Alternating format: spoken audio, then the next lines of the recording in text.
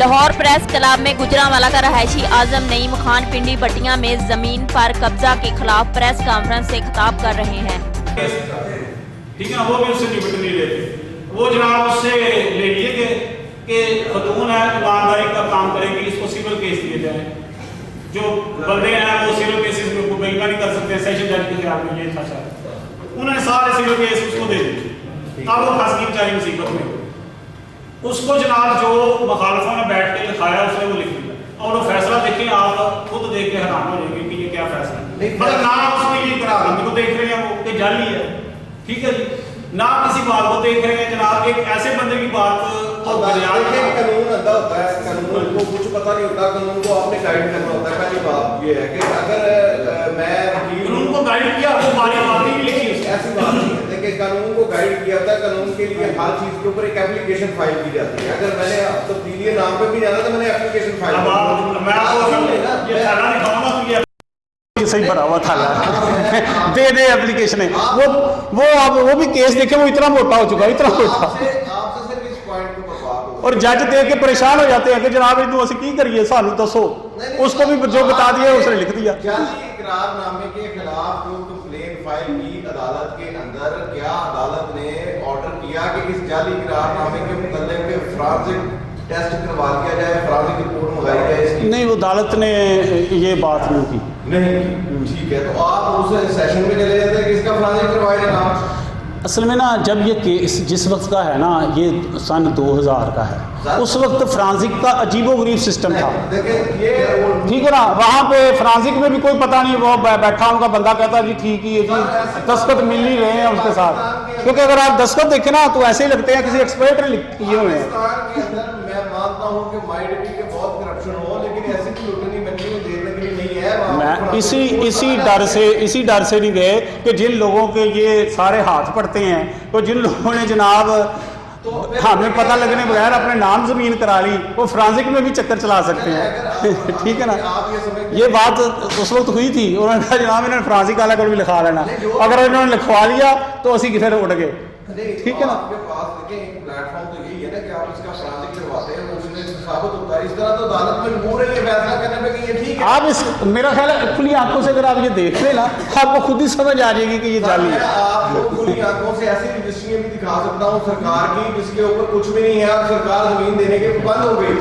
Problem ये होता है कि हम लोग जब तक के उसको कोई कंटेस्ट नहीं करेंगे तब तक अदालत कैसे फैसला कर सकती है।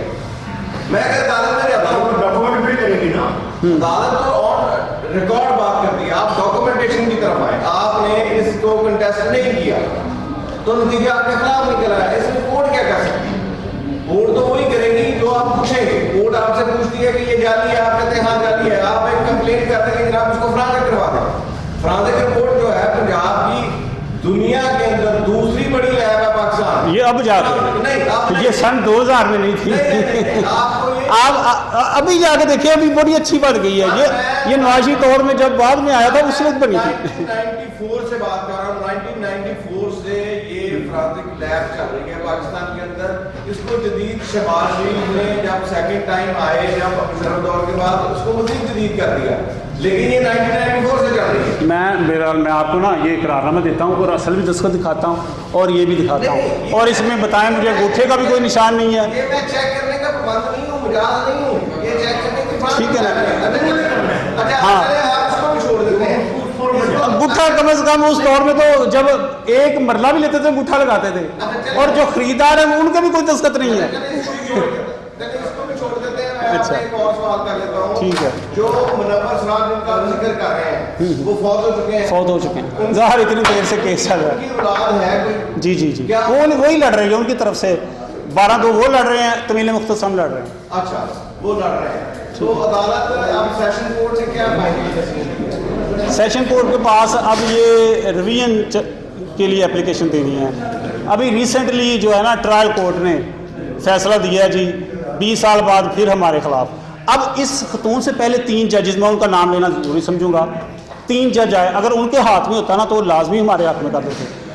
एक था अदील असगर, उसने बाकायदा इसको देख के ना उसने कहा यार ये यकतरफा डिग्री 2 महीने में टूटती है, ये 20 साल कैसे कायम है। ये तो अदालत के मुंह पे धब्बा है, उसके ये अल्फाज थे, ٹھیک ہے. اس کے بعد آئے وسیم انجم صاحب. وسیم انجم صاحب نے ان کو منہ کے اوپر کہا کہ یار تم لوگ مجھے جہاں سے مرضی سفارشیں کر دو, مجھے جو مرضی دباؤ ڈال دو, میں نے آپ کے خلاف ہی فیصلہ کرنا ہے. یار یہ کیا تم لوگوں نے سائنس لائی ہوئی ہے, سب جھوٹو جھوٹ, اور 20 سال سے ایک آپ نے لمکایا ہوا ہے یک طرفہ. آپ کو میں بتاؤں قانون کی نظر میں کوئی کام بھی چاہے وہ صحیح بھی ہو وہ ختم ہو جاتا ہے, ٹھیک ہے نا, یہ یک طرفہ ہے. ٹھیک, اس نے جناب اس کے بعد اس کے خلاف انہوں نے سیشن جج کے اوپر میں نے درخواست دے دی اس بندے کے خلاف, اس سول جج کے خلاف, کہ یہ جناب ہمیں پست کر رہا ہے اور یہ جناب ہمارے ساتھ ملا ہوا ہے. مطلب میں یہ بتا رہا ہوں ایماندار لوگ بھی ہیں, ٹھیک ہے نا. اس کے بعد جناب اس کو فیصلہ نہیں انہوں نے کرنے دیا. جن کے پاس یہ اچھے بندے جن کے پاس آیا وہ کوئی نہ کوئی ہیلے بہانے درخواست بازی کر کے لمکا ہی رکھا ہے انہوں نے. جب ان کے اپنے واقف کے پاس گیا ہے اس کے ساتھ کیا انہوں نے کہانی ڈالی ہے کیا نہیں, اور جناب انہوں نے وہ باتیں ہماری باتیں گول کر دی, وہ لکھی نہیں گئی اور اپنی ہی باتیں لکھا لکھو کر. جی جی یہ جناب 20 سال سے. ہاں جی,